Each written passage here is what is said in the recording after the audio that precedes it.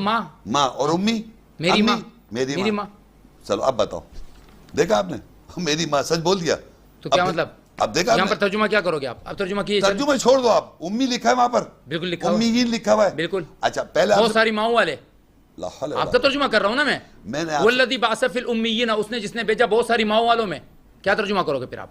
میں نے آپ کا ترجمہ کیا, میں تو ترجمہ کر رہا ہوں اس نے جس نے بھیجا ان ان پڑھوں میں نبی. یہ بات آپ کو معلوم ہے کہ کا مطلب ماں, میری ماں ہوتا ہے, یہ معلوم ہے نا, غلط تو نہیں ہوا نا؟ کیوں ماں والے ہوئے نا. امی کو امی کیوں کہتے ہیں؟ چلو اس پہ آتے ہیں, اس پہ آتے ہیں. آپ دیکھیں عربی کیوں کہتے ہیں؟ میری بات ہی نہیں سنتے آپ.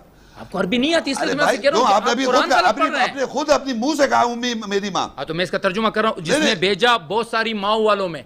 تو ماں تو سب کی ہوتی ہے, تو پھر اس کا کہنے کی کیا ضرورت ہے؟ پہلے ایک سوال کا جواب دو, یہ بات, یہ ترجمہ غلط تو نہیں ہوگا یا ایسا کر دیں گے, غلط تو نہیں ہوگا؟ آپ یہ بتائیے اگر ایسا یہ ترجمہ یہاں بنتا ہی نہیں ہے. اس کو چھوڑ دیں آپ, مگر کیوں نہیں, کیوں چھوڑیں اس کو یار؟ آپ ترجمہ